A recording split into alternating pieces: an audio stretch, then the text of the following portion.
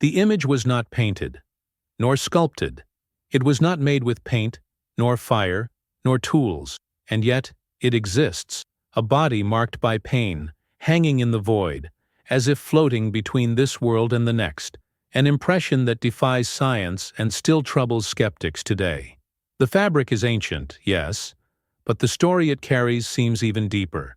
A story written not in letters, but in blood. A story that perhaps could only be recorded by God. They say Jesus left no physical trace. He wrote no books. He built no temples. He signed no decrees. And yet the entire world was transformed by him. But what if he had left something? What if, in the most powerful moment in history, his resurrection, the impossible had been captured? Not by a camera, but by a piece of cloth. A sheet that supernaturally recorded the moment death was conquered. The Shroud of Turin is not just an ancient cloth. It's a challenge open to the eyes of the world. An invitation to faith. In it, we see the body of a man, flogged, with wounds and marks of crucifixion. But something stands out. The position isn't that of a lying dead man. The hair falls as if the person were standing. The body doesn't appear pressed against the ground. There's no flattening, no pressure marks. It's like he's floating. This image raises a question that still resonates among scholars, believers, and skeptics alike. What was really captured there? Some scientists have run tests. They've laid bodies on glass, observing how hair spreads, how skin settles, and nothing on the shroud behaves like a dead body lying down. Nothing. The hair falls to the sides. The back is erect. The hands are not collapsed. It's as if we're facing something supernatural. There are also the marks, dried, oozing blood, wounds on the wrists, not the palms, like those of real Roman crucified men. There are scratches on the shoulders, as if a heavy cross had been dragged. There are bruises on the knees, as if he had fallen. There is dirt, not from just anywhere, but from the soil of Jerusalem, rocks with the same chemical composition found near Golgotha. Everything points to one man, just one, the Messiah. But why now? Why, in this time when faith is so cold, does this image once again shake the world? Perhaps because, in times of confusion, God is showing us that the evidence of the resurrection is not only in the scriptures, but also in the physical details, in the fabrics, in the signs, as if he were saying, "Look, I left marks." What if all of this is real? What if what many have called a relic is, in fact, the clearest proof that Jesus conquered death? To help you understand more clearly and quickly the signs surrounding us in challenging times like these, it's crucial to be aware of the prophecies that are being fulfilled. Many still don't realize the magnitude of what's happening around us, which is why I've decided to offer something special to all channel subscribers, an exclusive digital ebook titled The Secret Behind the Holy Bible. This book is an unmissable opportunity to access powerful revelations about biblical prophecies that will open your eyes to today's reality. Don't miss this unique opportunity. The knowledge contained in this ebook can change the way you view the events around you. The process to obtain your gift is quick and simple. Just click the link in the first pinned comment to download it immediately. But be careful, we only have a few copies available, and they're selling out fast. Don't delay your decision. Get your copy now before the ebook is taken offline. Take advantage of this exclusive opportunity and be prepared for what's to come. Imagine looking at a body marked by pain and realizing that it is not resting, that it is not stretched out as if in a burial, that it is not at peace, but in movement. This is exactly what some scholars noticed when observing the image on the shroud. The hair doesn't flatten like it does when lying down. The shoulders don't sink. The back doesn't compress.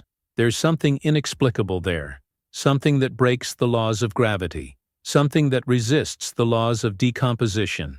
What if it's true? What if we are faced with a fragment of the exact moment Jesus was resurrected? Not a second before, not a second after.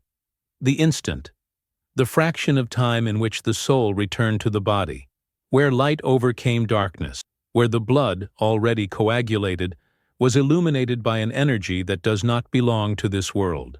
Some scholars say the image was burned as if by a sudden flash, but there are no traces of flame. There are only light marks. Dr.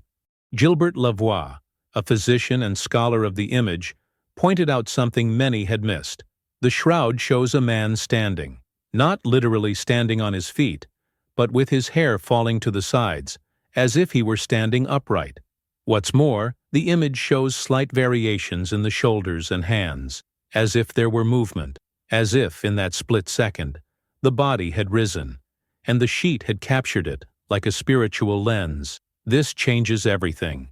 Because we're not just talking about an image of a dead body, we're talking about a moment of transformation, the only moment in history in which a man was resurrected by his own authority, in which the Son of God rose from the tomb not with the help of men, but with divine power. And that image, silent, wordless, perhaps is showing us exactly that. The miracle in real time, the victory over death captured in linen. Science is still trying to understand. They've used lasers, spectrography, and thermal mapping. No technique has been able to replicate the three-dimensionality of the image. None have been able to explain how the blood stains were preserved without smudging. None have been able to understand how there's light in an image without a light source. And the question remains, how could something like this be done in the Middle Ages? How could someone forge even the dust of Jerusalem, even the acid in human blood? Perhaps God allowed this shroud to survive the centuries, the flames, the skeptics, so that we, in this generation, could see with our own eyes what the world tried to erase. The body of Christ, scarred but not vanquished, wounded but not defeated. A body that defies natural laws because it bears the very glory of heaven. And you, as you gaze at this image, can you deny what it reveals? Or does your heart recognize that is there, He who lives forever? The cloth speaks. Even if it doesn't emit sound, it screams to those who know how to observe. Every fiber of the shroud carries a trace of time, suffering, and power. But what is most impressive is not just the visible wounds, but what is hidden within them. Scientists found traces of dust embedded in the feet, knees, and shoulders. When they analyzed the microscopic dust, they discovered something no one expected: fragments of limestone, the same found near Golgotha, the hill of crucifixion. This stone, known as Jerusalem limestone, doesn't exist anywhere else in the world. It's unique, specific, and found in ancient tombs in Israel. And if the cloth carries this dust, it's because it was there, because it touched that ground, because it involved someone who walked the same streets where Jesus carried the cross. We're not talking about symbolism. We're talking about evidence, about soil, about geology, about tangible truth. There's also a dark spot on the knee, as if a body had fallen hard, as if, in the middle of a brutal march, someone had collapsed under the weight of something immense, and in the process, they had hit their face, shoulders, and knees. Elsewhere, there's an injury to the wrist, and it's not where medieval paintings usually depict it, on the palms of the hands. It's at the exact point that supports the weight of a crucified body, between bones and tendons, exactly as the Romans did. Around the head, circular marks, small wounds, irregular punctures, as if something thorny had been cruelly pressed. A crown, but not of honor, a crown of mockery, of humiliation. Every mark on the cloth confirms, point by point, what is written in the Gospel. There is no exaggeration, there is no omission, only pain and truth. Even the wound in the side is there, an oval opening, consistent with the thrust of a spear, and all around, signs that from it flowed not only blood, but also water. This detail seems small, but it's immense, because the Gospel of John says that when the soldier pierced Jesus, blood and water came out, something that only modern medicine could explain: separation of the serum after death. But the evangelist already knew, and the shroud confirms it. Blood, serum, tissue, all there. No romance, no painting, just the real result of a death foretold, and a resurrection that could not be contained. What if this cloth actually stands before us as a silent witness to the cross. What if he crossed centuries, because he carried more than one image, carried a testimony? Jesus left no books, but perhaps I left this sign, not to be idolized, but to be understood, so that we might know with our eyes what our hearts often doubt. He died, he suffered, and he came back. For centuries, the shroud was nothing more than a silent cloth to many, but advances in technology allowed its secrets to be exposed, pixel by pixel, line by line. And when scholars began using light and contrast analysis software, something extraordinary began to emerge. Inscriptions, words, letters that the naked eye would never perceive, as if the story itself were hidden in the weave of the fabric, waiting for the right time to be revealed.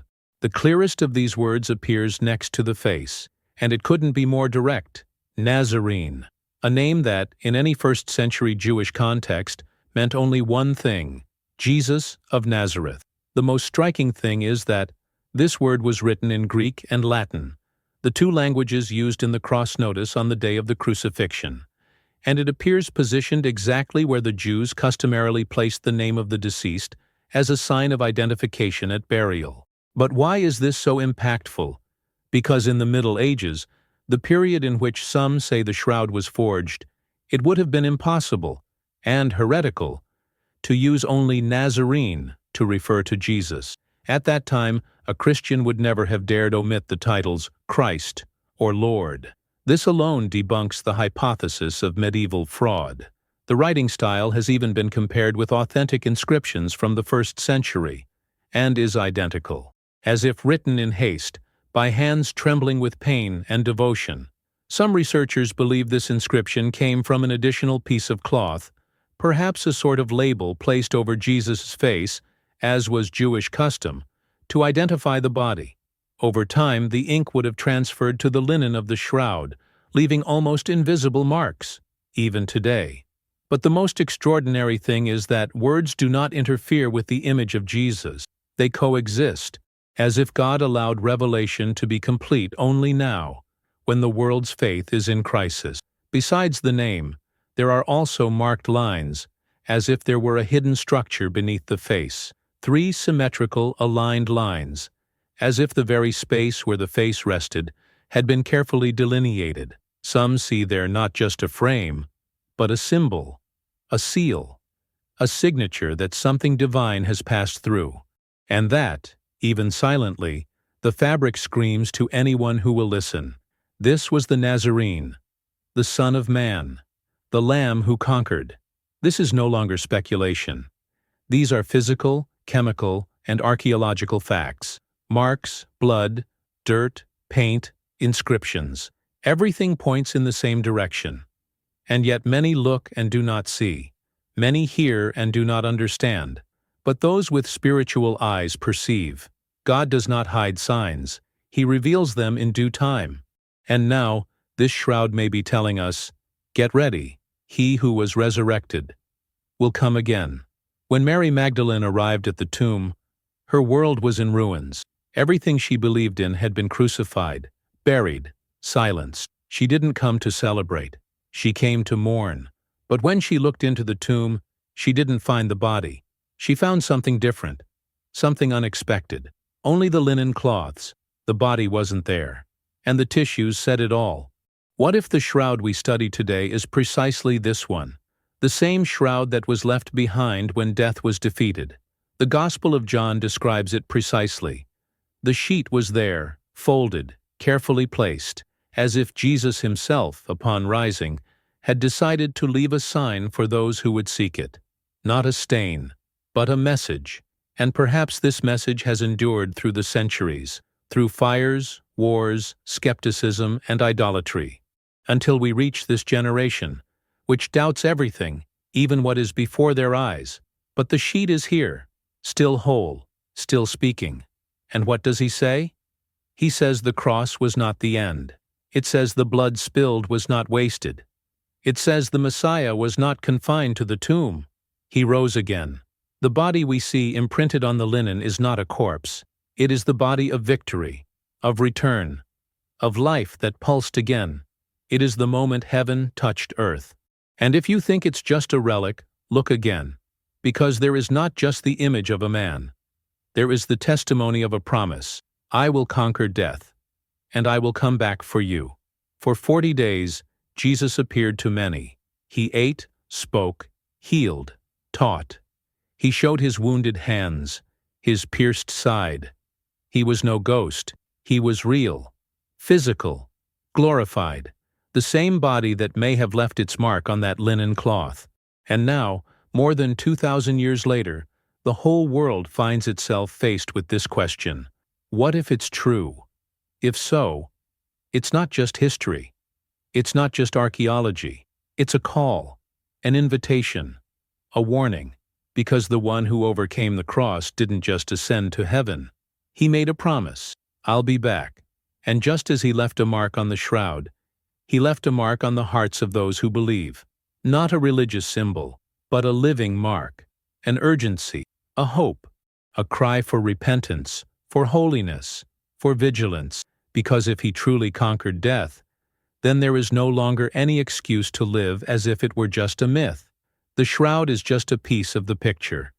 The cross, the empty tomb, the wounds, the tears, all point to the center of the Christian faith, the resurrection. He who died has risen. He who rose will return. And you? Will you ignore the sign? Will you turn your face away like so many have? Or will you look at the sheet and recognize that there, in every thread, in every stain, is the love that crossed time just to reach you? The sheet didn't hold the body, but perhaps it can still touch your soul.